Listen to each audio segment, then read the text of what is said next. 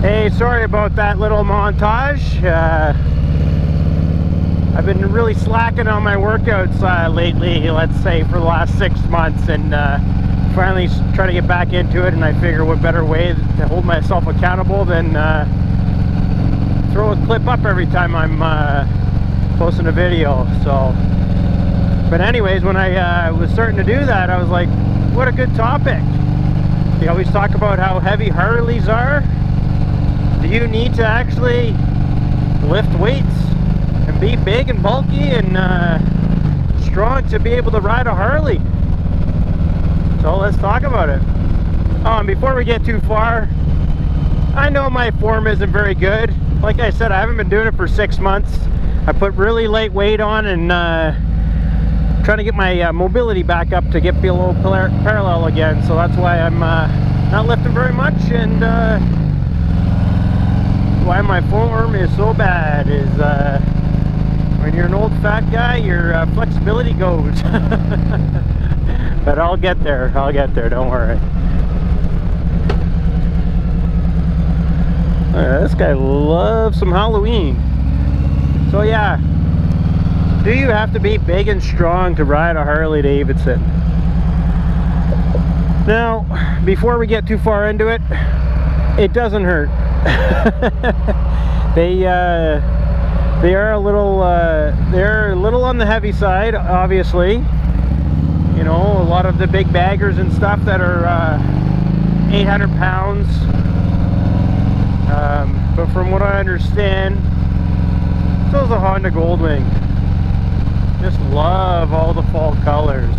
It sucks that it's getting colder, but hey, look at, I'm no sleeves today. It's actually like 23 degrees today. It's beautiful. Nice and sunny. No need for a jacket.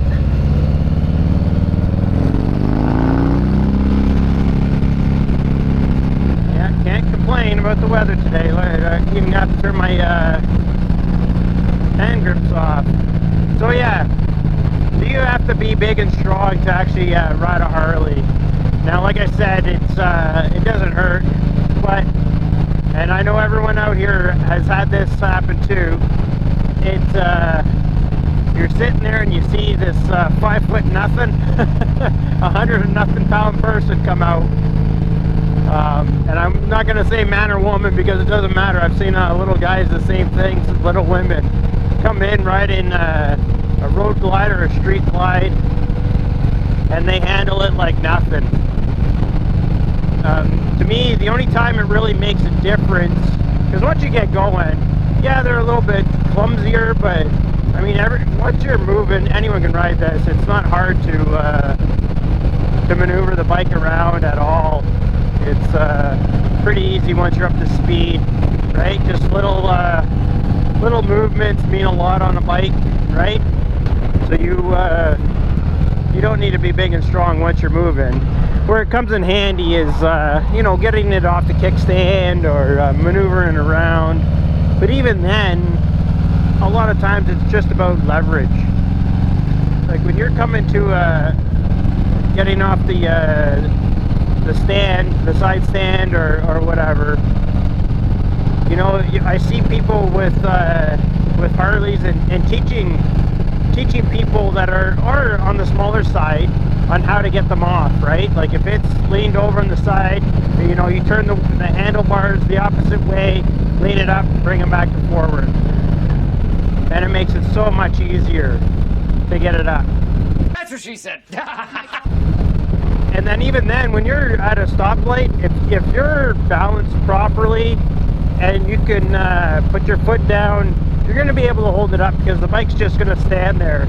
If you lean it, there's a lot of smoke over here.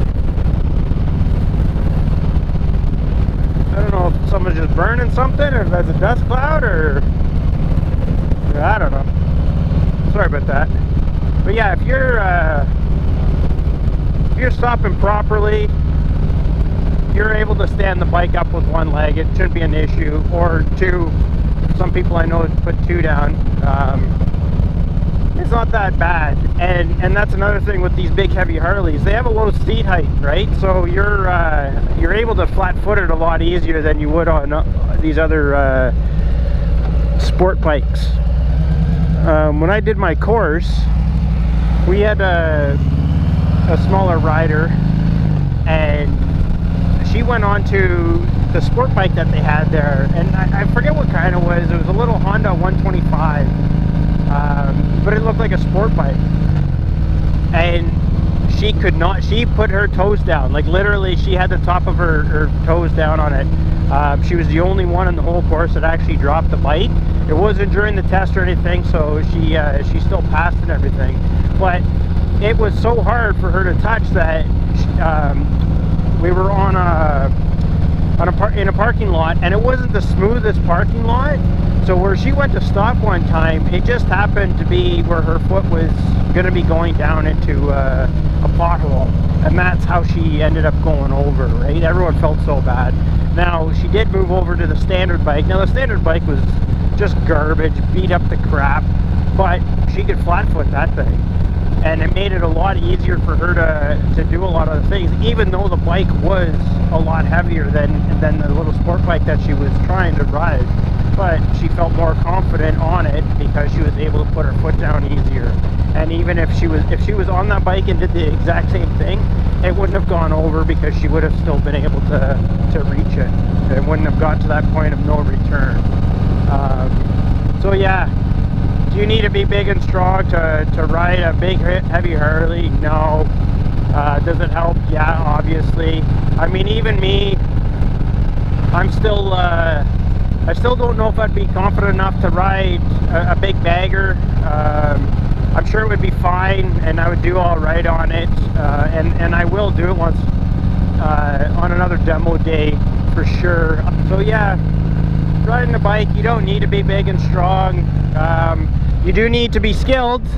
You will need to be a little bit more affluent with all the controls, and be a little more confident. And I mean, if you're a smaller rider, I would never start on a bigger bike like that, obviously. But yeah, you can work your way up to it, no problem. After, you know, a couple of years of riding, getting comfortable with all the controls and the proper way to stop and proper way to bring the bike up off the kickstand, yeah, you can be pretty much any size and ride a big heavy Harley. So I wouldn't let that stop anyone from ever having that goal of riding a big bagger one day. So yeah, long-winded way of saying no, you don't need to be big and strong to ride a big Harley. And again, this isn't a big Harley. A lot of people will say it's big and heavy because it's like 700 pounds, but this is not a big Harley by any means.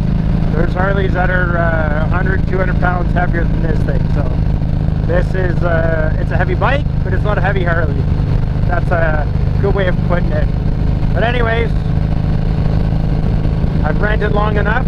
We'll catch you in the next one. Out.